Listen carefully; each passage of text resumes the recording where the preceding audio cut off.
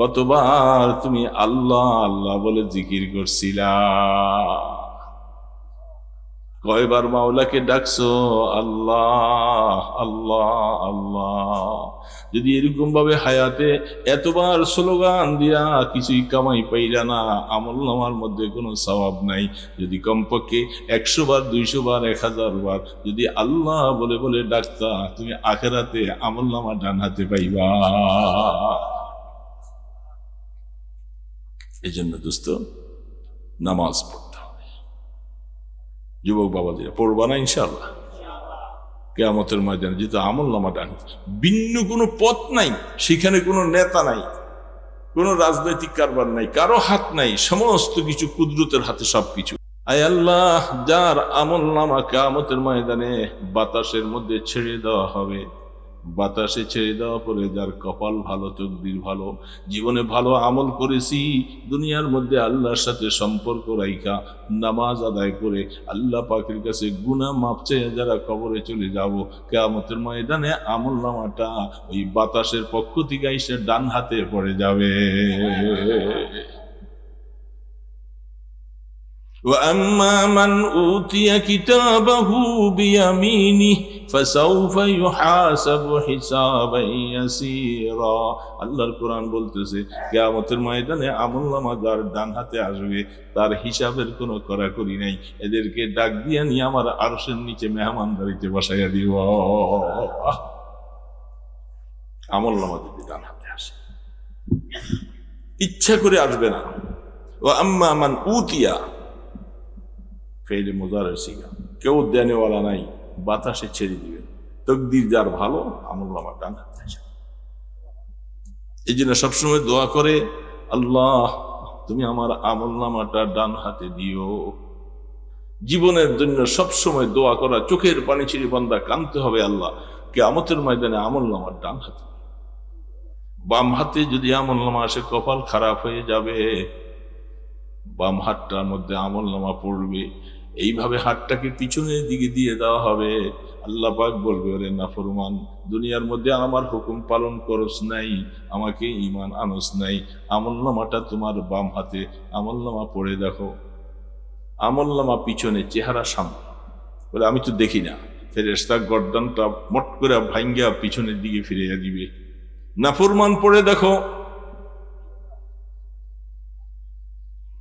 আমলনামা বাম হাতে, হা মুকরাউ কিতাবিয়া, কিতাব পড়ো, পড়তে পারবে। কপাল খারাপ, জাহান্নাম। আমলনামা যখন বাম হাতে আসলো, যা এরা সব আরশের বাম পাশে, সব বাম পাশে। এই জন্য দোস্ত, আমলনামার ডান পাশে তার হাতে আসবে, মানুষগুলিও থাকবে আরশের ডান পাশে। আদম আলাইহিস সালামের সময় বানাবার পরে ঈমানওয়ালারা তারাও ডান পাশে। এই জন্য আল্লাহর কোরআন বলতেছে, ফাআসহাবুল মাইমানাতি মা আসহাবুল মাইমানা।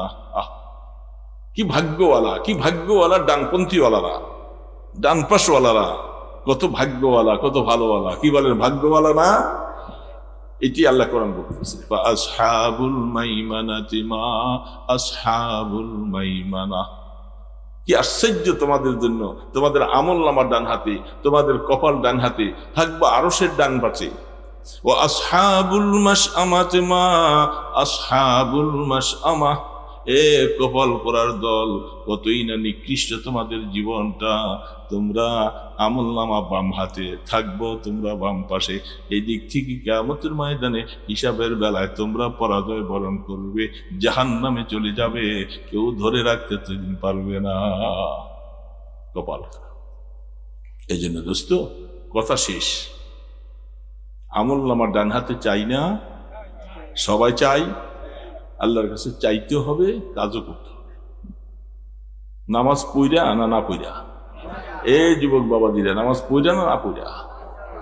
রাশিয়া, আমেরিকা, চীন, ব্রিটেন, জাপান, অস্ট্রেলিয়া, আন্টার্কটিকা, এই সমস্ত দেশ যারা চালায়, এরা মুসলমান না, এরা অমুসলমান।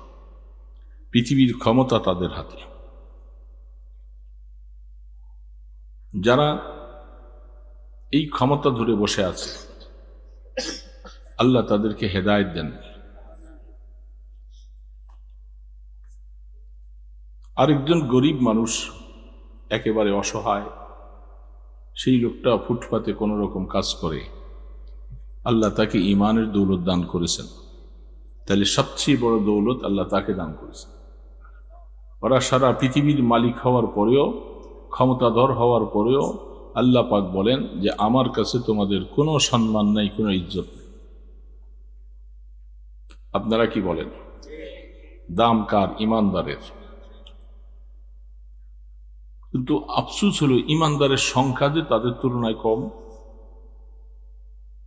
সারা পৃথিবীতে যত মানুষ আছে, আদমশুমারিতে হিসাব করলে ইমানদারের সংখ্যা কম।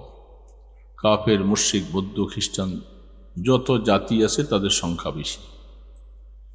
প্রায় 700 কোটি মানুষ পৃথিবীতে, মাত্র 150 থেকে 200 কোটি মুসলমান ইমানদার, আর বাকি সব কাফের, মুশরিক।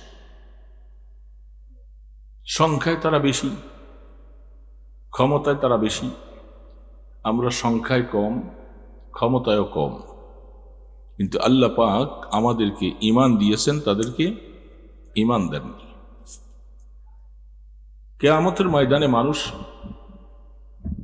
3 ভাগে বিভক্ত হবে। কয় ভাগে?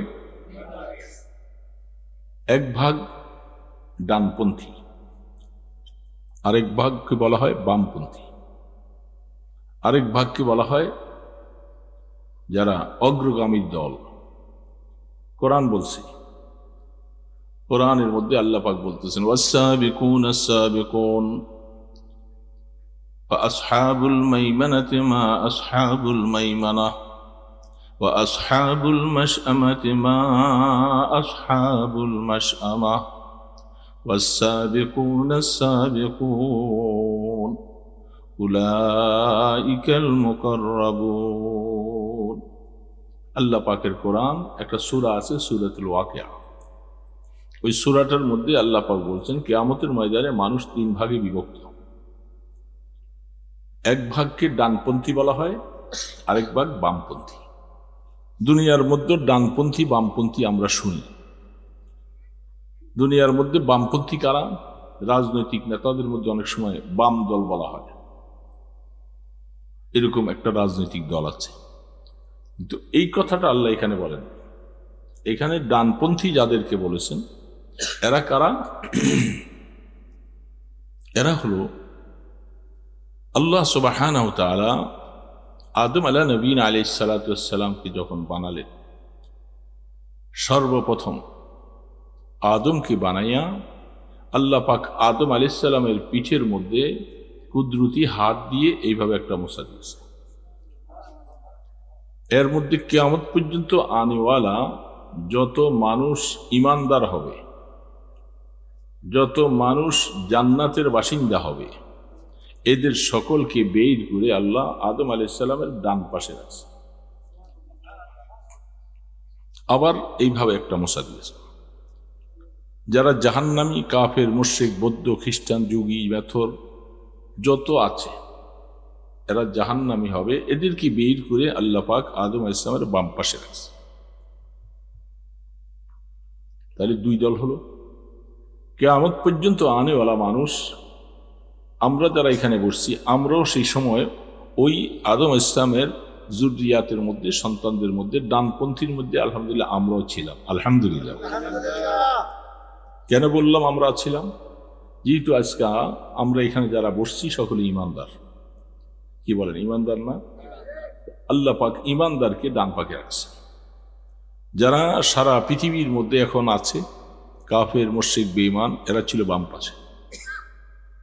কিয়ামতের ময়দানে আল্লাহ রাব্বুল আলামিন তার আরশে আজিমকে ময়দানে হাসরের মধ্যে ফেরেশতাদের মাধ্যমে নিয়ে আসবে। এটা কিভাবে? এগুলাকে আয়াতে মুতাশাবিহাত বলা হয়।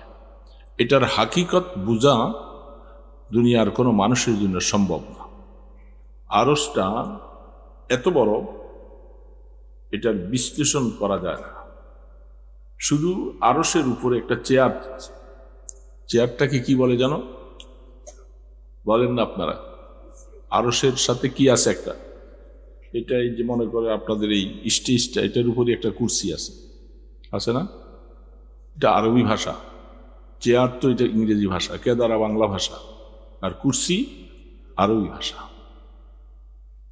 এরকম কয়টা চেয়ার এখানে বসানো যাবে? প্রায় 8-10টা। কি বলেন, ঠিক না? ওই তুলনায় আরশ বড় না কুরসি বড়? বুঝার জন্য বলতেছি, আরশ বড়। তো আল্লাহ পাক আরশের বর্ণনা দেন নাই, কুরসির বর্ণনা দিচ্ছেন। আয়াতুল কুরসি একটা আছে নাকি? মুখস্থ আছে? সবার নেই। কয়জনের আছে দেখি? আয়াতুল কুরসিটা কয়জনের মুখস্থ আছে? সবার নেই। লাভ। আয়াতুল কুরসিটা মুখস্থ যাদের নাই, এরা আফসুস করা দরকার। এটা অনেক বড় একটা নিয়ামত। হাদিস শরীফে আল্লাহ রসুল বলেন, এই আয়াতুল কুরসি, এটার মধ্যে এত পাওয়ার, কারণ দুনিয়ার মধ্যে সবচেয়ে যত কিছু আছে, বিভিন্ন মখলুকাতের নাম আছে, প্রশংসা আছে, আসমান জমিনের কথা আছে, আয়াতুল কুরসির মধ্যে কারো কথা নাই, শুধু একমাত্র আল্লাহ পাকের পবিত্রতা, আল্লাহ পাকের পবিত্রতা বয়ান করা হয়েছে। এই জন্য আয়াতুল কুরসির পাওয়ার বেশি। যেখানে শুধু আল্লাহর কথায় বয়ান হচ্ছে, এটার পাওয়ার অনেক বেশি। আল্লাহ পাক বলছেন, যারা ফরজ নামাজ পড়বে, আমরা নামাজ পড়ি তো, কি বলেন? সবাই কিছু কিছু আছে নামাজ পড়ি না, এরকম আছি না? দুই এক বাবাই। যারা পড়েন না, ওনারা কি ঠিক করলেন না ভুল করলেন? বলেন, স্বীকার করেন ভুল করছেন। কেন পড়েন না? আপনার সাথে শয়তান ওয়াসওয়াসা দিয়েছে, আপনার নফসের কারণে আপনি নামাজ পড়েন না। ক্ষতি কত করলেন এটা এখন বয়ান করা যাবে না। নামাজ না পড়ার কারণে কত ক্ষতি করলেন আপনি, এটা আপনি বুঝবেন সময় মতো। এক ওয়াক্ত নামাজ ইচ্ছাকৃতভাবে ছেড়ে দিলে 7,000 বৎসর জাহান্নামে জ্বলা লাগবে। বলেন নাউজুবিল্লাহ। কত হাজার? দুনিয়ার হিসাব, আখেরাতের হিসাব। আখেরাতের একদিন কত বড়! আল্লাহ।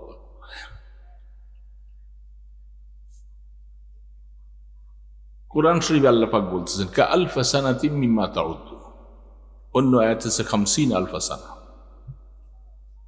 দুনিয়ার তোমার 50,000 বৎসরে আখেরাতের একদিন। সুবহানাল্লাহ। হিসাব করা যাবে? দুনিয়ার এত হাজার বৎসর আখেরাতের যদি একদিন হয়, সেই ওই হিসাবে 7,000 বৎসর জাহান্নামে জ্বলা লাগবে, শুধু এক ওয়াক্ত নামাজ ইচ্ছা করে ছেড়ে। কার ক্ষমতা আছে? যারা নামাজ ছেড়ে দিলাম, ক্ষমতা আছে? ক্ষমতা নেই। তাহলে ভুল কত করছি হিসাব আছে? দোস্ত, ভুল কত করেছি এটার হিসাব নেই। এটার হিসাব মাওলা দিবে, তখন বুঝবেন। অবহেলা করে, অলসতা করে নামাজ ছেড়ে দিয়েছি। আল্লাহ পাক তো আপনাকে নামাজ আপনার উপরে ফরজ করেছেন কত বছর বয়সে? কত বছর বয়সে? 15 বছর বয়সে। 15 বছর বয়সে আপনার উপরে আমল নামা চালু হয়। আপনার গুনাহ করলে লেখা হয়, সওয়াব করলেও লেখা হয়। তার আগে আমল নামা চালু হয় না। যদিও নামাজ পড়তে 10 বছর বয়সে পড়তে বলছে, 7 বছরে শিখাতে বলছে, কিন্তু শরীয়তের মাসালা হলো মানুষের হিসাব নিকাশ শুরু হবে কত বছরে? 15 বছরে। এই 15 বছর থেকে হিসাব শুরু। তার আগে দুইজন লিখনেওয়ালা ফেরেশতা, যেটা আল্লাহ পাক বলছেন, এই ফেরেশতা দুইজনকে এর আগে দেওয়া হয় না। যখনই বয়স 15 হয়ে যাবে, তার দুই কাঁধে, আপনার আমার দুই কাঁধে দুইজন ফেরেশতাকে নিযুক্ত করে দেওয়া হয়, যাদেরকে কি বলে বলেন তো? কিরামান কাতিবিন ইয়ালামুনা মা তাফআলুন। তুমি যা করবা, যা বলবা, সব কিছু তারা লিখবে। 15 বছর বয়সে বলবেন যে হুজুর, অনেক ছেলেরা আমাদের অল্প বয়সে নামাজ পড়ে হাফেজে কোরআন হয়ে যায়, আছে না নাই?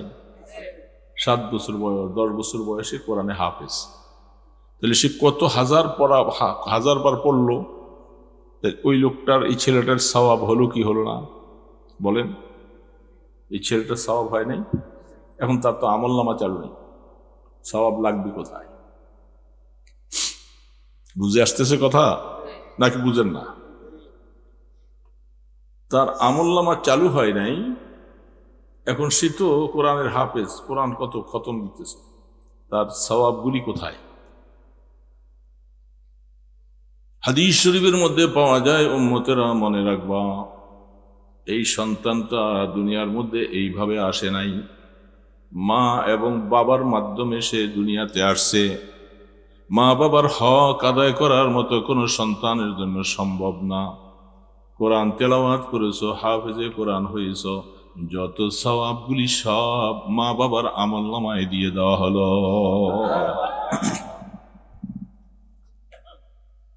এখনো আমলনামা চালু হয়নি, এই জন্য এটাকে বোনাস দিয়ে দিলেন আল্লাহ পাক মা বাবার আমলনামায়।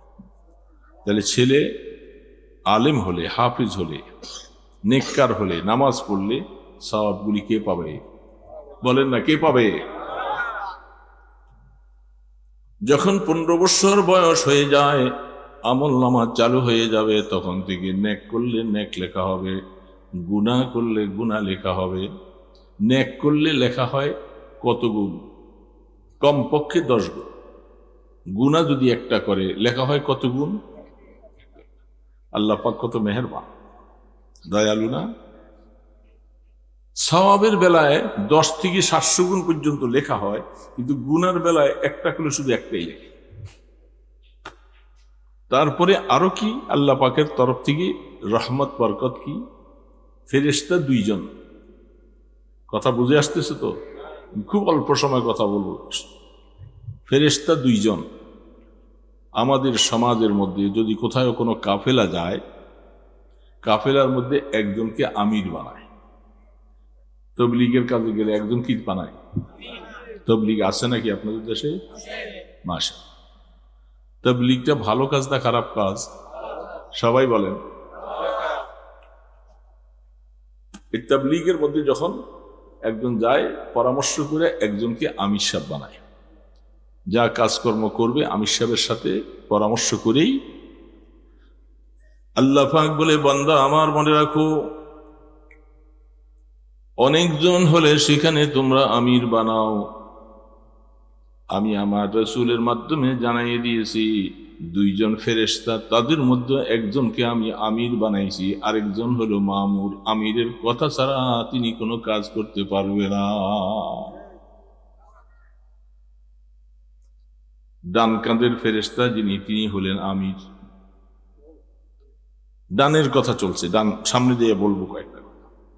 ডান কাঁধের ফেরেশতা আমির, বাম কাঁধের ফেরেশতা মামুর। মামুর কাকে বলে? যে আমিরের হুকুম মতো চলে। যখন কোনো মানুষ নেক আমল করে, তাসবিহ পাঠ করে, সুবহানাল্লাহ পড়ে, আলহামদুলিল্লাহ পড়ে, আল্লাহু আকবার পড়ে, কোরআন তেলাওয়াত করে, নামাজ পড়ে, ডান কাঁধের ফেরেশতা দেরি করে না, সাথে সাথে সব লিখে ফেলে। কোন বান্দা ভুলবশত গুনাহ করেছে, গীবত করেছে, মিথ্যা কথা বলেছে, কারো হক নষ্ট করেছে, এইভাবে করে সেই বাম কাঁধের ফেরেশতা বলে, গুনাহ করার সাথে সাথে যখন লিখবার জন্য প্রস্তুত নিয়ে যায়, ডান কাঁধের ফেরেশতা বলে, ভাই রাখো, তুমি এখন তার গুনাহটা লিখবা না, একটু ক্ষান্ত হয়ে থাকো। বাম কাঁধের ফেরেশতাকে লিখার অনুমতি দেন না মামুর, আমির হুকুম ছাড়া। অনেক সময় পর্যন্ত অপেক্ষা করে, আবার পরে যখন লিখবার জন্য যখন প্রস্তুতি নেয়, আবারও ডান কাঁধের ফেরেশতা বলে, ভাই অপেক্ষা করো, এখন লিখো না, কলম বন্ধ। আবার লিখবার জন্য প্রস্তুত যখন নেয়, 3 বার পর্যন্ত বান্দাকে সময় দেওয়া হয়। 3 বার পর্যন্ত সময় দেওয়ার পরে যদি কপাল পোড়া হয়ে যায়, তওবা করলো না, তখন ডান কাঁধের ফেরেশতা বলে, ভাই এবার তুমি লিখা নাও। সুযোগ দিল কয়বার? 3 বার সুযোগ দিয়েছে। গুনাহ করেছি, আল্লাহ পাকের ভয়ে, অন্তরের মধ্যে ভয় আইসা ডাক দিয়া বলবে, আল্লাহ আল্লাহ আমি ভুল করেছি, নামাজটা ছেড়ে দিয়েছি, ভুল করেছি, আল্লাহ তুমি আমাকে মাফ করে দাও, আমাকে ক্ষমা করে দাও, আমি আর নামাজ ছাড়ব না। এইভাবে তওবা করলে আল্লাহ পাক বলে তার একটা গুনাহ লেখা হবে না, মাফ হয়ে যাবে, বরং আমলনামার মধ্যে সওয়াব লিখে দেওয়া হবে।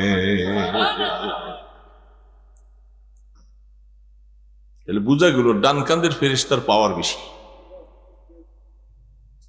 কিয়ামতের ময়দানে আদম আলাইহিস সালাতু ওয়াস সালাম সহ, যেটা শোনালাম একটু আগে, আল্লাহ পাকের আরশটা এত বড়, এটার কথা কোরআন বলতেছে, ওয়াসিআ কুরসিয়্যুহুস সামাওয়াতি ওয়াল আরদ।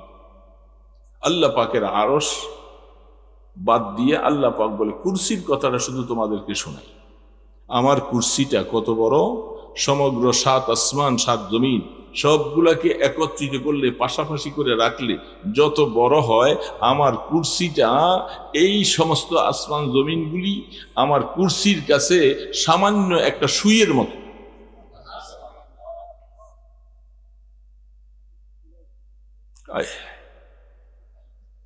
একটা সুইয়ের মতো। বিশাল ময়দানের মধ্যে একটা সুই পড়ে থাকলে যেমন তার কোনো অস্তিত্ব নাই, আল্লাহ সুবহানাহু ওয়া তাআলা বলেন সারা আসমান জমিন সব কিছু বেষ্টনী দিয়ে রাখছে আমার কুরসি, এটা এই সব কিছু আমার কুরসির কাছে কিছুই না, আমার কুরসি আরো অনেক বড়। তারপরে হলো আরশ। এই আরশটা বহন করতেছে, কোরআন বলতেছে ফেরেশতা মাত্র কয়জন? কয়জন? যারা আমার আঙ্গুলের দিকে দেখেন নাই, অন্য মনস্ক, তারা বুঝতেছি যে আসলে খেয়াল এখানে নাই, আরেক দিয়ে খেয়াল, এই জন্য আমি হাত আঙ্গুল উঠে রেখেছি। আঙ্গুল যারা দেখবে তারা বলতে পারবে, দেখলাম যে আপনারা এখানে আছেন শরীরে, মন গেছে আরেক দেশে। এরকম অবস্থা হলে কথা বুঝে আসবে, হামাতন কথা শুনতে হবে। 4 জন ফেরেশতা বহন বলেন, এত বড় কুরসি, এত বড় আরশ, 4 জন ফেরেশতা এটা কেমন করে বহন করে? এদিকে আকলে ধরে? কথাটা সত্য না মিথ্যা? সবাই বলেন সত্য না মিথ্যা?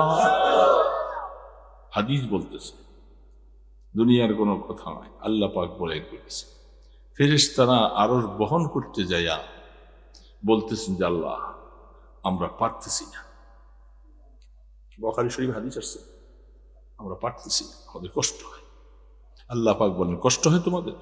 বলে তোমরা আমি আল্লাহ তাসবিহ পাঠ করো, সুবহানাল্লাহ পাঠ করতে থাকো। যখন তোমরা সুবহানাল্লাহ পড়তে থাকবা, আরশটা তোমাদের বহন করা হালকা হয়ে যাবে।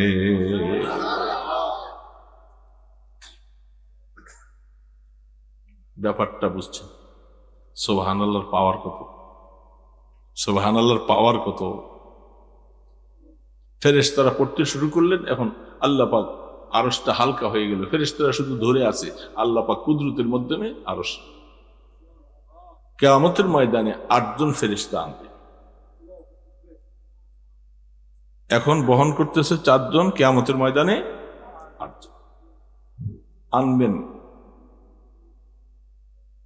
ময়দানে হাসর কায়েম হবে ফিলিস্তিন, জেরুজালেম, মুলকে শাম। সেইখানে যাইবেন তো নাকি? বলেন, যাবেন? বুঝে নেই কথা, বুঝে নেই। আরে যাওয়া তো লাগবে, আপনার বাঁচতে পারবেন না কিয়ামত পর্যন্ত। আদম আলাইহিস সালাম থেকে নিয়ে কিয়ামত পর্যন্ত যত মানুষ, ইমানদার হোক আর কাফের হোক, সবাইকে ময়দানে হাসরে উঠা, বলেন উঠা, উঠা লাগলে হিসাব নিকাশ সেটা মিডল হবে পৃথিবীর। আল্লাহ পাক হিসাবের কার্যক্রম শুরু করবেন, এই জন্য সব মানুষকে যাওয়া লাগবে। পৃথিবীর প্রত্যন্ত অঞ্চলে থাকেন, সেখানে দৌড়তে থাকতে হবে ময়দান, সারা পৃথিবীটা তখন ময়দানে হাসর হয়ে যাবে। আহা, এই জন্য যাওয়া লাগবে সেখানে, ময়দানে হাসর কায়েম। আল্লাহ পাক হিসাবের জন্য ডাকবেন। আরশের ডান পাশে, আরশের ডান পাশে আমাদের নবী মুহাম্মদুর রাসূলুল্লাহ সাল্লাল্লাহু আলাইহি ওয়াসাল্লাম, তিনি সবার আগে আল্লাহ পাক ওনাকে উঠাবেন। সবার আগে ইসরাফিল আলাইহিস সালাম একটা ফু দিবেন, সারা পৃথিবীর মানুষ, পৃথিবীটা প্রলয় হয়ে যাবে, আসমান জমিন সব তুলার মতো উঠতে থাকবে, পাহাড়গুলি সব চৌচির হয়ে যাবে। এটা বিশ্বাস করেন তো? ইজা সামাউন ফাতারাত ওয়াইজাল কাওয়াকিবুন তাসারাত ওয়াইজাল বিহারু ফুজ্জিরাত ওয়াইজাল কুবুরু বু'সিরাত, সব কোরআন, সব শেষ হয়ে যাবে। সেদিন কেউ থাকবে না, শুধু থাকবে কে? বলেন কে? কুল্লু মান আলাইহা ফান ওয়া ইয়াবকা ওয়াজহু রাব্বিকা যুল জালালি ওয়াল ইকরাম। সব ধ্বংস হয়ে যাবে, আসমান নাই, ফেরেশতা নাই, কেউ নাই, শুধু একমাত্র আল্লাহ। শুধু একমাত্র কে? পৃথিবী প্রলয় হয়ে গেল। ইসরাফিল আলাইহিস সালাম সিংহে হাত নিয়ে দাঁড়িয়ে আছে। ওয়ার্ডার হবে, আরেকটা ফু দিবে, সব মানুষ উঠবে। আল্লাহ পাক বললেন, জিবরিল, তোমাকে তো সিংহে ফু দেওয়ার জন্য আমি বলবো, তবে এক কাজ করো, সিং ফু দেওয়ার আগে আমার বন্ধুকে উঠে নিয়ে আসো। আমার কে? বন্ধুকে বলেন না, বন্ধুকে? আমার বন্ধুকে নিয়ে আসো। ইসরাফিল আলাইহিস সালাম বলেন, আমার হাতে সিং ফু দেওয়ার দায়িত্ব জিবরিলকে আল্লাহ পাক বললেন, জিবরিল তুমি যাও,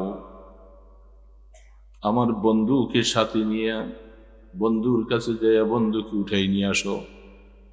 বন্ধু উঠে আনার পরে তারপরে সিং ফু দেওয়া হবে।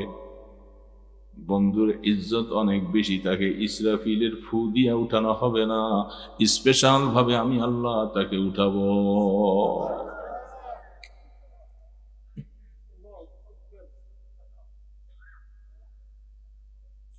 হযরত মিকাইল আলাইহিস সালাম, জিবরিল আলাইহিস সালাম দুইজনে আল্লাহ পাকের কাছে দরখাস্ত করলেন, আল্লাহ, আপনার বন্ধু যেহেতু পৃথিবীটা সব সমান হয়ে গেছে, পাহাড় নাই, নদী নালা নাই, গাছপালা নাই, কবর নাই, মসজিদ নাই, কিছু নাই, সব সমান।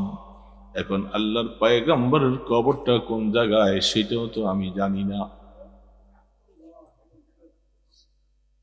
মাটি সমান, কবরটা কোথায় বলবে?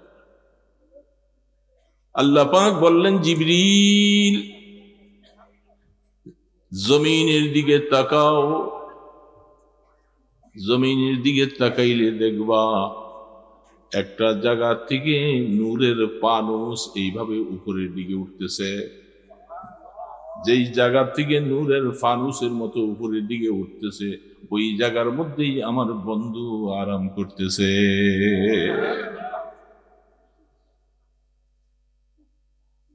জিবরিল আলাইহিস সালাম, মিকাইল আলাইহিস সালাম গেলেন দুইজন। সেখানে যাওয়ার পরে জিবরিল আলাইহিস সালাম বলেন, ভাই মিকাইল, তুমি ডানাটা দিয়ে কবরটাকে ফাটে, রওজা আথারের কবর বিশাল করে বেষ্টনী দেওয়া, কবর ফাটিয়ে, কবরটা ফাটিয়ে দিল। মিকাইল আলাইহিস সালাম বলতেছে, আমি পারব না, আমার সাহস হয় না, থরথর করে কাঁপতেছে, আমি ডাক্তার। দুইজনে কথা কাটাকাটি। ইসরাফিল আলাইহিস সালাম জিবরিলকে বলে, মিকাইল আলাইহিস সালাম জিবরিলকে বলে, জিবরিল বলে তুমি করো। পরে আমি পারবো না। পরে বলতেছে, দেখো তুমি জীবনে পয়গম্বরের হায়াতে 24,000 বার তুমি তার কাছে গিয়েছিলা, তোমার সাথে সম্পর্ক গভীর, আমি পারবো না ডাক দিতে, ডাক তুমি দাও। কত হাজার বার? 24,000 বার। কোন কোন নবীদের কাছে 1 বার, কোন কাছে 10 বার, কোন কাছে 20 বার, কারো কাছে 100 বার। আর আমাদের নবীজির কাছে জিবরিল কতবার? 24,000। তিনি বলতেছেন কবরটা ফাটিয়ে ডাক দিতেছেন, কুম বিইজনিল্লাহ ইয়া রাসূলুল্লাহ। ওগো আল্লাহর হাবিব, আল্লাহ পাকের হুকুমে আপনাকে কবর থেকে উঠতে বলছে। আল্লাহর হুকুমে, আমার হুকুমে নয়। কার হুকুমে? আল্লাহ রসুল কবর মোবারক থেকে ইয়ামানি চাদর পরা বেরু আওয়ার সে রাজবুর দে ইয়ামানি কে রোয়ে তুস্তে মারা জিন্দেগানি। রসুলকে যখন দাফন করেছে একটা ইয়ামানি চাদর পরিহিত করে দাফন করেছিলেন। রসুল কবরের মধ্যে জিন্দা হায়াতুন নবী, চাদর পরে উঠার পরে জান্নাত থেকে বরাক নিয়ে গিয়েছিল। জান্নাতের পোশাক নিয়ে জিবরিল আলাইহিস সালাম দাঁড়িয়ে আছে। তখন আল্লাহ রসুলের সামনে দিলেন, ইয়া রাসূলুল্লাহ, আপনি জান্নাতের পোশাকটা পরিধান করুন। জান্নাতের পোশাক কিয়ামতের ময়দানে সব উলঙ্গ থাকবে, কারো পরনে কাপড় থাকবে না। আম্মা জান আয়েশা বলেন, ইয়া রাসূলুল্লাহ, আমি আয়েশাও কি উলঙ্গ উঠবো? লজ্জা লাগবে না? রসুল বলে, আয়েশা, আল আমরু কাযালিক, কিয়ামতের ময়দানের ভয়াবহতা এমন কঠিন হবে, কার পরনে কাপড় আছে না নাই দেখবার মতো সময় পাবে না। কঠিনতম অবস্থা হবে। কাপড় পরিধান করাবেন আল্লাহ রসুলকে, বরাকের মধ্যে সওয়ার করাইয়া। জিবরিল এক পাশে, মিকাইল আরেক পাশে। জান্নাত থেকে মদিনার থেকে চলছে মুলকে শামের দিকে, ময়দানে হাসরের দিকে। সেইখানে যাইয়া রহমতে দো আলম আল্লাহ পাকের আরশের ডান পাশে তিনি সেজদায় পড়ে যাবে। ওই যে ডান পাশ বলছি, ডান পাশে।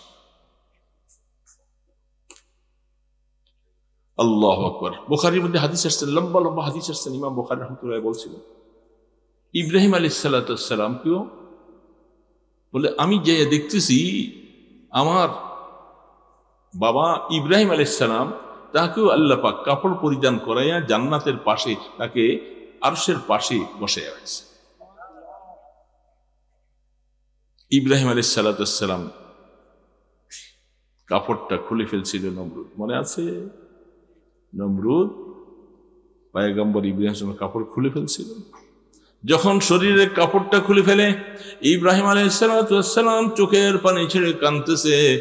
নমরুদ বলতেছিল, আরে ইব্রাহিম মনে হয় ভয় পাইছে, যে তার ধর্ম ছেড়ে দিবে, আমাদের ধর্ম বুঝি কবুল করবে, যাও জিজ্ঞাসা করো কেন কাঁদতেছে। ইব্রাহিম আলাইহিস সালাম বলতেছে, ওরে কাফেরের বাচ্চা নমরুদ মালাউন, আমি আগুনের ভয়ে কান্দি না, শুধু কান্দি আমার ইজ্জতটা নষ্ট করে দিলা, সব মানুষের সামনে আমাকে হাত পা বেঁধে লজ্জাবোধ করলা, এইভাবে আমার কাপড়টা খুলে ফেললা, এই জন্য আমি কাঁদতেছি। আল্লাহ পাক বলেন, এই যাও আমার ইব্রাহিমকে এত মানুষের সামনে যখন লজ্জিত করলা, ময়দানে হাসরে কারো পরনে কাফন নাই, আমার নবীর পরনে আর ইব্রাহিমের পরনে আমি জান্নাতের পোশাক পরাইয়া দিব।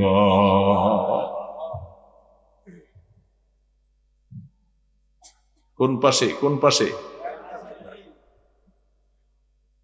ডান পাশে। মানুষগুলি বাইর করার পরে রাখছিল কোন পাশে? ইমানদাররা কোন পাশে ছিল? আদম আলাইহিস সালামের। কিয়ামতের ময়দানে যারা জান্নাতি হবে, যারা জান্নাতের বাসিন্দা হবে, আল্লাহ রাব্বুল আলামিন ওই সমস্ত লোকগুলা সবগুলি আরশের ডান পাশে তাদেরকে জায়গা করবেন, সব ডান পাশে। কোরআন বলতেছে,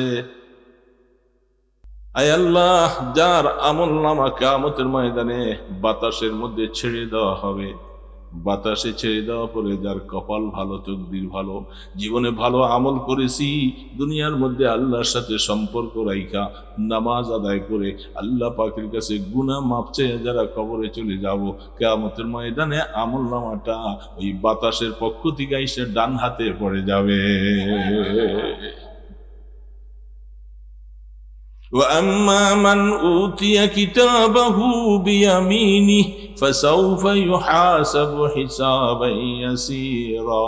আল্লাহর কোরআন বলতেছে, কিয়ামতের ময়দানে আমলনামা যার ডান হাতে আসবে তার হিসাবের কোনো কড়াকড়ি নেই, এদেরকে ডাক দিয়ে নিয়ে আমার আরশের নিচে মেহমানদারিতে বসাইয়া দিব। আমলনামা যদি ডান হাতে আসে, ইচ্ছা করে আসবে না। وَأَمَّا مَنْ أُوتِيَ ফেলে মুজারের সিগা, কেউ দেনেওয়ালা নাই, বাতাসে ছেড়ে দিবে। তকদির যার ভালো, আমলনামা ডান হাতে আসে। এই জন্য সবসময় দোয়া করে, আল্লাহ তুমি আমার আমলনামাটা ডান হাতে দিও। জীবনের জন্য সবসময় দোয়া করা, চোখের পানি ছিঁড়ে বান্দা কাঁদতে হবে, আল্লাহ কিয়ামতের ময়দানে আমলনামার ডান হাতে। বাম হাতে যদি আমলনামা আসে কপাল খারাপ হয়ে যাবে, বাম হাতটার মধ্যে আমলনামা পড়বে, এইভাবে হাতটাকে পিছনের দিকে দিয়ে দেওয়া হবে। আল্লাহ পাক বলবে, ওরে নাফরমান, দুনিয়ার মধ্যে আমার হুকুম পালন করস নাই, আমাকে ঈমান আনস নাই, আমলনামাটা তোমার বাম হাতে, আমলনামা পড়ে দেখো। আমলনামা পিছনে, চেহারা সামনে, বলে আমি তো দেখি না। ফেরেশতা গর্দানটা মট করে ভাঙ্গিয়া পিছনের দিকে ফিরিয়ে দিবে। নাফরমান পড়ে দেখো, আমলনামা বাম হাতে, হা মুকরাউ কিতাবিয়া, কিতাব পড়ো, পড়তে পারবে, কপাল খারাপ, জাহান্নামী। আমলনামা যখন বাম হাতে আসলো, যা এরা সব আরশের বাম পাশে, সব বাম পাশে। এই জন্য দোস্ত, আমলনামার ডান পাশে তার হাতে আসবে, মানুষগুলিও থাকবে আরশের ডান পাশে। আদম আলাইহিস সালামের সময় বানাবার পরে ঈমানওয়ালারা তারাও ডান পাশে। এই জন্য আল্লাহর কোরআন বলতেছে, ফাআসহাবুল মাইমানাতি মা আসহাবুল মাইমানা। কি ভাগ্যওয়ালা, কি ভাগ্যওয়ালা ডানপন্থীওয়ালারা, ডান পাশওয়ালারা, কত ভাগ্যওয়ালা, কত ভালোওয়ালা। কি বলেন, ভাগ্যওয়ালা না? এটি আল্লাহ কোরআন বলতেছে, আসহাবুল মাইমানাতি মা আসহাবুল মাইমানা। কি আশ্চর্য তোমাদের জন্য, তোমাদের আমলনামা ডান হাতে, তোমাদের কপাল ডান হাতে, থাকবে আরশের ডান পাশে। ও আসহাবুল মাশআমাতি মা আসহাবুল মাশআমা। এ কপাল পরার দল, কতই না নিকৃষ্ট তোমাদের জীবনটা। তোমরা আমলনামা বাম হাতে, থাকবো তোমরা বাম পাশে। এই দিক থেকে কিয়ামতের ময়দানে হিসাবের বেলায় তোমরা পরাজয় বরণ করবে, জাহান্নামে চলে যাবে, কেউ ধরে রাখতে সেদিন পারবে না। কপাল। এই জন্য দোস্ত, কথা শেষ, আমলনামা ডান হাতে চাই না, সবাই চাই। আল্লাহর কাছে চাইতেও হবে, কাজও করতে হবে। নামাজ পইরা না পইরা, এই যুবক বাবা দিরা, নামাজ পইরা না পইরা, নামাজ পড়বা না আমলনামা ডান হাতে চাও, এটা তো হতে পারে। যা ভুল করেছো তওবা করো, আর করবো না, নামাজ ছাড়বো না, মাওলা তোমাকে সেজদা দিব, আমি জীবনে বহু ভুল করেছি, আর করবো না, আমাকে তুমি আমলনামা ডান হাতে দিও, কিয়ামতের ময়দানে ডানপন্থী হিসাবে আমাকে কবুল করবা, এবং যদি দয়া করে পুলসিরাতটা তুমি কুদরতের দ্বারা পার করাইয়া দিবা। তা না হলে বাবা উপায় নেই, উপায় নাই। আল্লাহ না করুক, আল্লাহ যদি নারাজ হয়ে যায়, তাইলে আপনাকে কেউ বাঁচাইতে পারবে, কেউ বাঁচাইতে পারবে না। দুনিয়ার এই আনন্দময় কত স্লোগান না দিবেন, এই যে রাজনৈতিক আসতেছে, রাত ভরে ভরে মার্কা মার্কা বলে কত স্লোগান না দিবেন, কি দিবেন কি দিবেন না, আসতেছে না। বুড়া মিয়া, বড় মিয়া, ছোট মিয়ারা সবাই এই রাজনৈতিক সময় স্লোগান দিতে দিতে রাতে ঘুম নাই, আরাম নাই, বিশ্রাম নাই। কি হবে কি হবে না এরকম পরিস্থিতিটা? অমুক ভাইয়ের মার্কা নিয়া এতবার স্লোগান দিলা, খোদার বান্দা কতবার তুমি আল্লাহ আল্লাহ বলে জিকির করছিলা, কয়বার মাওলাকে ডাকছো আল্লাহ আল্লাহ আল্লাহ। যদি এরকম ভাবে হায়াতে এতবার স্লোগান দিয়া কিছুই কামাই পাইলা না, আমল নামার মধ্যে কোনো সওয়াব নাই। যদি কমপক্ষে 100 বার, 200 বার, 1000 বার যদি আল্লাহ বলে বলে ডাকতা, তুমি আখেরাতে আমল নামা ডান হাতে পাইবা। এই জন্য দোস্ত, নামাজ পড়তে হবে। যুবক বাবাজিরা, পড়বা না ইনশাআল্লাহ? কিয়ামতের ময়দানে যেহেতু আমল নামা ডান, ভিন্ন কোনো পথ নাই, সেখানে কোনো নেতা নাই, কোনো রাজনৈতিক কারবার নাই, কারো হাত নাই, সমস্ত কিছু কুদরতের হাতে সবকিছু। এই জন্য আমরা খেয়াল করব, আমার আমল নামা ডান হাতে পাইতে হইলে এখন থেকে তার সাথে সম্পর্ক লাগাবো না ইনশাআল্লাহ? আল্লাহ পাক আমাদের সকলকে এই টুটাফাটা কয়েকটা কথা বললাম, বলনেওয়ালা শুননেওয়ালা সবাইকে আমল করার তৌফিক দান করে। আস্তাগফিরুল্লাহ আল্লাযী লা ইলাহা ইল্লা হুয়াল হাইয়ুল কাইয়্যুম ওয়া আতুবু ইলাইহি লা হাওলা ওয়ালা কুওয়াতা ইল্লা বিল্লাহিল আলিয়্যিল আযীম। আল্লাহুম্মা সাল্লি আলা মুহাম্মাদ ওয়া আলা আলিহি ওয়া আসহাবিহি ওয়া বারিক ওয়া সাল্লিম। আল্লাহুম্মা সাল্লি আলা মুহাম্মাদ ওয়া আলা আলিহি ওয়া আসহাবিহি ওয়া বারিক ওয়া সাল্লিম। আল্লাহুম্মা সাল্লি আলা মুহাম্মাদ ওয়া আলা আলিহি ওয়া আসহাবিহি ওয়া বারিক ওয়া সাল্লিম। বেশি বেশি করে দুরূদ শরীফ পড়ো। আসরের পরে, মাগরিবের আগে তসবিহ হাতে নিয়ে সাল্লাল্লাহু আলাইহি সাল্লাম সাল্লাল্লাহু আলাইহি সাল্লাম কমপক্ষে 100 বার, 200 বার, 1000 বার পারবো না চেষ্টা করলে? সুবহানাল্লাহ আলহামদুলিল্লাহ লা ইলাহা ইল্লাল্লাহ আল্লাহু আকবার, সুবহানাল্লাহ আলহামদুলিল্লাহ লা ইলাহা। জি, সুবহানাল্লাহ পড়লে আরো হালকা হয়ে যায়, আর আমি সুবহানাল্লাহ পড়লে আল্লাহ আমার গুনাহ হালকা করবে না? এই জন্য বেশি বেশি করে পড়বো। তো পড়বো না বাবাজিরা? আল্লাহ আমাদের সকলকে তৌফিক দান। আলহামদুলিল্লাহি রাব্বিল আলামিন, ওয়াসসালাতু ওয়াসসালামু আলা আশরাফিল আমবিয়াই ওয়াল মুরসালিন, ইয়া হাইয়্যু ইয়া কাইয়্যুম বিরহমাতিকা নাস্তাগীস। আল্লাহ, রাত্র গভীর হয়ে গেছে মাওলা, আমরা এতক্ষণ গুনার আলোচনা হয়েছে, জীবনে বহু গুনাহ করেছি মাওলা, তোমার হুকুম লঙ্ঘন করে নাফরমানের কাতারে চলে গেছি মাওলা।